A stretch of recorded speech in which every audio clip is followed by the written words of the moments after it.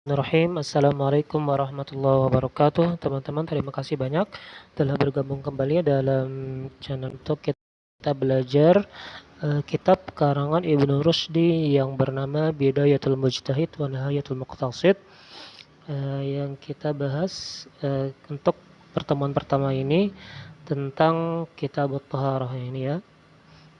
Teman-teman bisa lihat di layar yang saya kasih tanda kitab Thaharati. Baik, kita mulai saja teman-teman.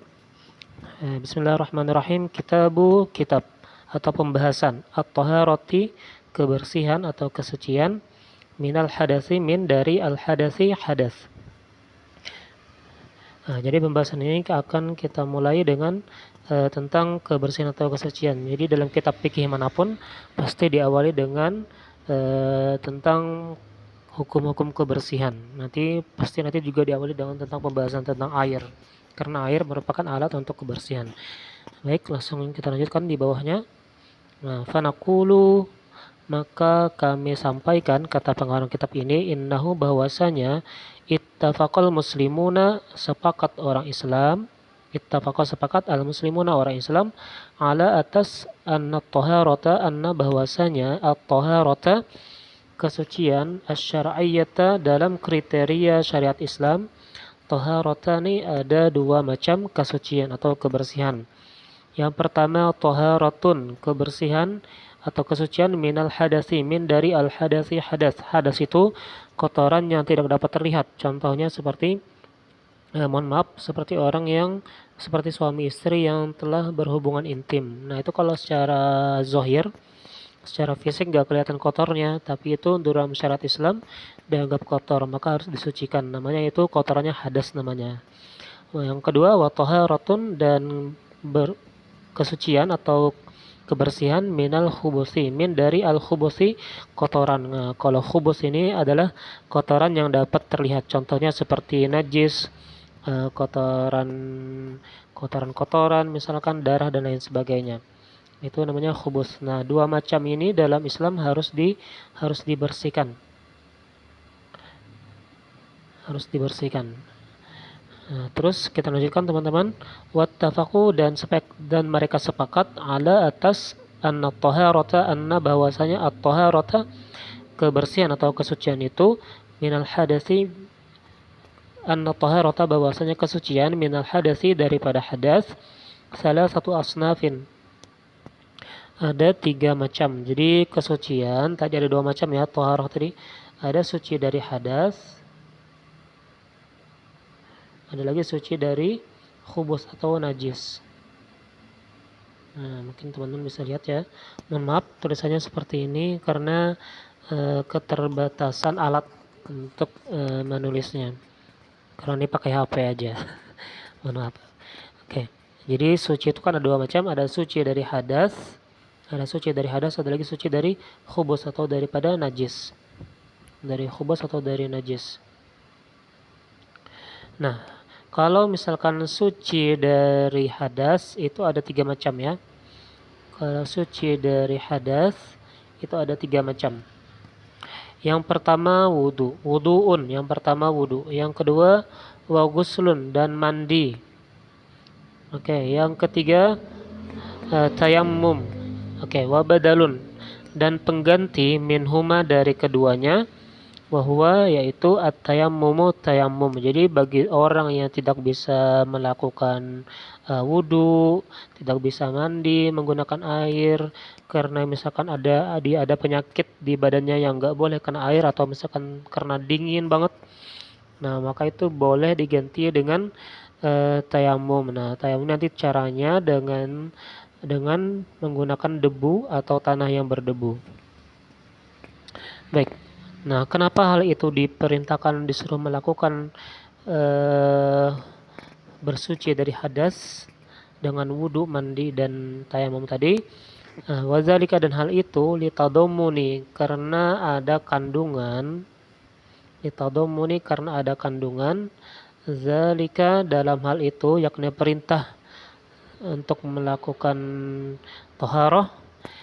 Nah, itu adanya ayatul wudu'i, dalam ayat tentang perintah wudu.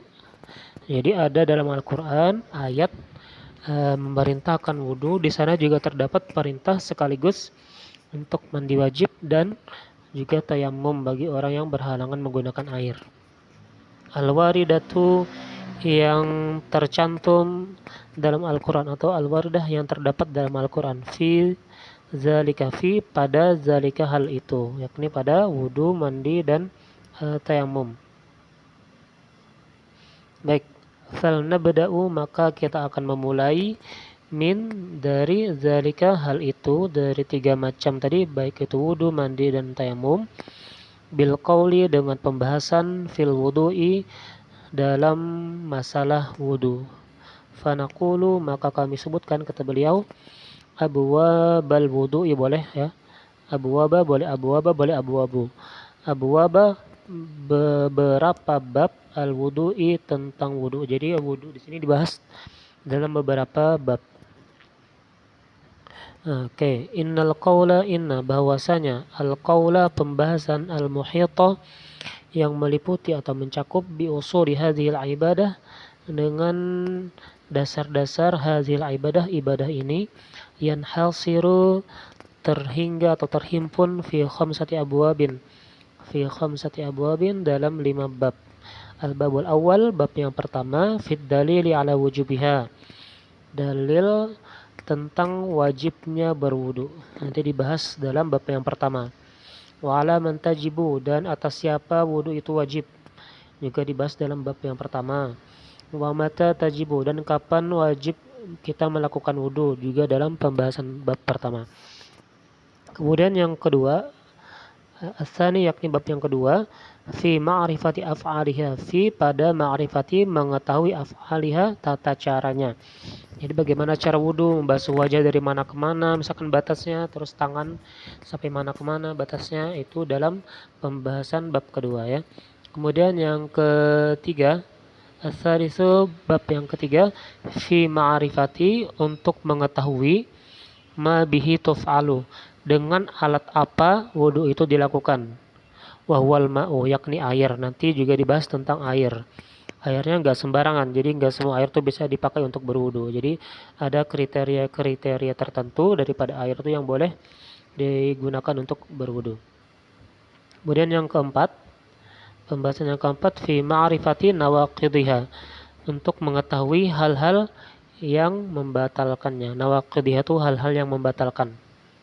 Nah, jadi ketika seseorang itu misalkan menyentuh lawan jenis atau misalkan tidur, apakah itu membatalkan wudhu atau enggak, nanti dibahas dalam bab yang keempat ini.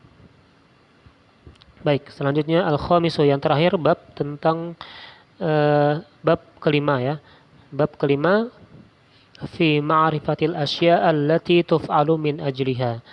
Jadi fi pada ma'rifati mengetahui al-asya'a beberapa hal allati yang tuf'alu boleh dilakukan min ajriha karenanya. Jadi ketika kita sudah berwudu, hal-hal apa saja yang boleh kita lakukan, maka itu nanti akan dibahas dalam bab yang kelima ini. Misalkan ketika orang sudah berwudu, maka dia boleh sholat atau boleh menyentuh Al-Quran dan sebagainya. Nanti dibahas dalam bab yang kelima ini.